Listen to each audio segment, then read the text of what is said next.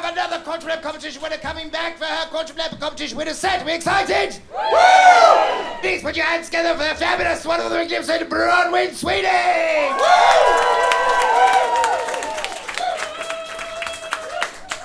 Hello, what's up? My name is Smith. No, just kidding. I was a callback to James. But no, my name is Bronwyn. My name is Bronwyn, or as my autocorrect would say, brown sauce. She's starting to feel a little rude and impersonal after all these years, if I'm honest. I thought these phones were supposed to be smart. But I think people are always a little bit surprised when they see my name in emails and government forms, and then all of this shows up in real life. And I think it's because with a name like Bronwyn Cleona Sweeney, they're expecting a pale Welsh chambermaid from a period drama. You know, the one who's naive and northern, and we know that she's naive because she's northern. She sleeps with the lord of the manor, she gets pregnant, she gets syphilis or scurvy or some other old-timey disease that's totally preventable by eating some fucking fruit. And she dies. Oh. But I'm more the sassy sidekick friend in a Netflix holiday rom-com that was clearly filmed in the summertime, who tells her best friend Stacy, listen, if going home for the holidays doesn't make you brave enough to tell Jake how you really feel by running through airport security and not getting shot like I would, then nothing will. I'm gonna go pursue this lazy side story with the other ethnically ambiguous B-plot character. Reductive catchphrase, bye. I would watch that movie.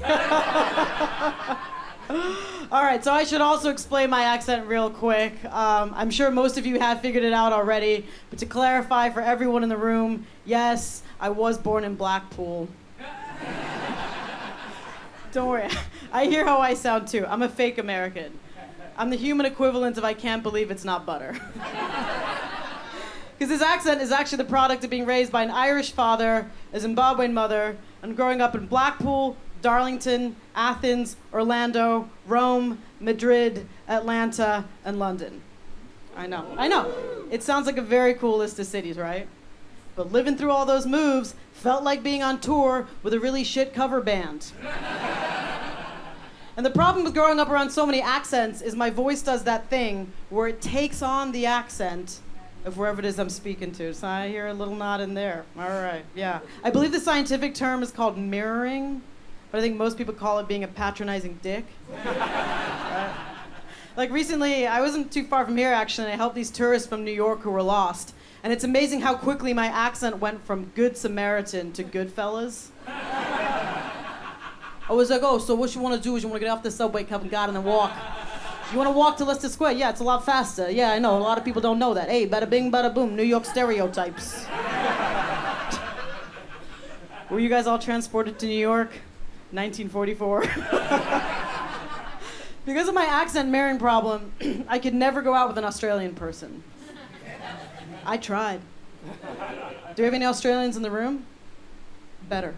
I went out with this guy from Sydney. I think his name was Jono or Robbo or Jezza or Leza.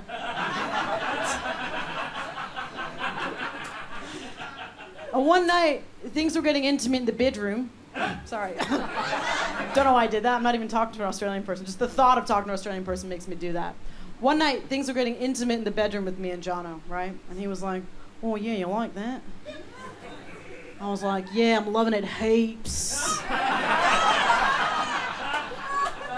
Which was not hot for either of us. What else can I tell you about myself? It was my birthday recently. I turned 37. Thank you. It was a lot louder. There was a lot more applause on this side of the room. So for you guys over here, let me just say the only acceptable way to respond to a comedian who tells you that they're older than 35 is to gasp dramatically. Then ask them how they look so young. So this side over here, can we try that again? It was my birthday recently. I turned 37. And? Oh my God. Thank you so much. Totally unprompted. My beauty regime is very simple. It can be summed up in 2 words. No children. Apply liberally in the morning, a little bit at night. Mwah! No wrinkles. But a lot of my friends, now that we've hit the mid to late 30s age bracket, are complaining about getting older. And I was like, oh my God, my 20s. I miss my 20s when I was so young and carefree. Not me. Fuck my 20s. I love getting older. Going to gym, yeah, right? Yeah. Going to gym and spin class is the new club. I love cycling to nowhere. To songs I used to get drunk to. Brunch is the after party. Manny's, Petty's after party. Especially when you don't have children. Disposable income, baby. You know what my new favorite drug is now? Canceled plans. Who needs drugs? When you can experience the sheer euphoria of those magical words popping up on your phone. Sorry, mate. Gonna have to cancel. If I could take the words, don't hate me, but ... pulverize them and snort them up my nose, I would. Cancel plans should be classified as Class A drugs. A for adult. Now, if anyone here is looking for a similar drug, the high is a little different, but the come down's pretty sweet. May I suggest the canceled meeting? You take that shit on a Friday when the sun is out, you'd be high all weekend. All right, the people with kids, with kids with jobs got that joke. It's true I don't have children, but on the way over here, I did see this really cute young guy in the tube, and my first thought was, mama like. Which I think means I may be ready to be a predator soon. It's not that I don't want kids, I just thought I'd have kids the good old-fashioned way. Thought my best friend Stacy would die tragically running somewhere in heels.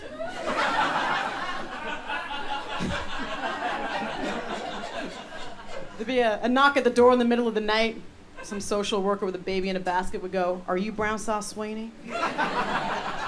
And the fantasy, her name is Eunice, she's from Alabama, just go with it. And Eunice goes, "Alabama, baby. Is anyone from Bama?" All right. Do you know Eunice? Yeah, cool. Good woman, Eunice. And she's like, "Are you Brown Sauce Sweeney?" "Well, here, this baby's yours. She's your problem now. You're the only family this kid's got." And I'd go, "But Eunice, I'm not ready to be a mother yet. I've just bought this flat in London with all white carpets." It's a fantasy, okay?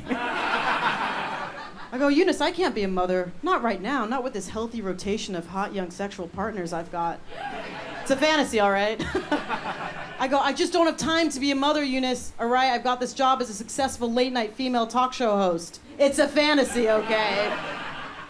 But you know, I don't know, over time, the seeds of motherhood would grow as me and the baby bonded, probably to like some folky, weepy cover of "You Make My Dreams Come True" by Hall & Oates. And by the end of the montage, I'd have to ask myself, did I save the kid? Did the kid save me? That, or I could just shack out with some guy with kids already. I am dating in like the divorced pool now.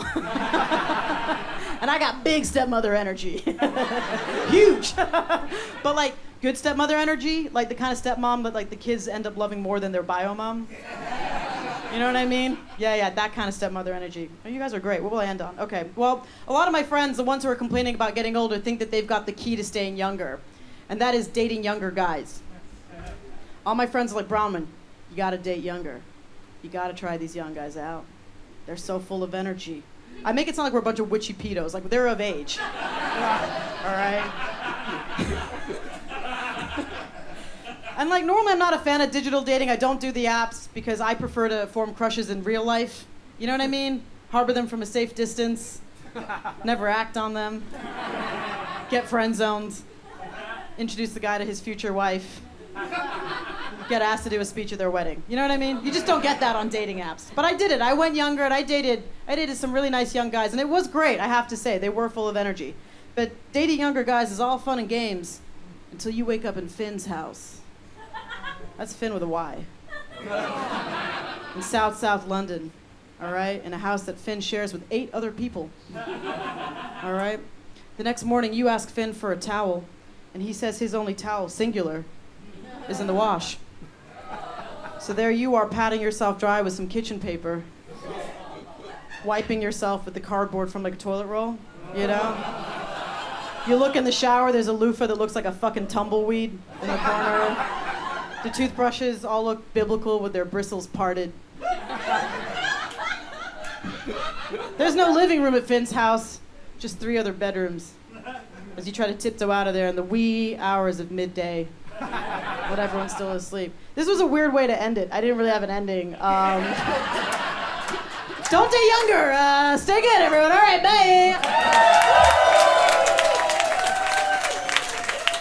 One time, bro, it's sweetie!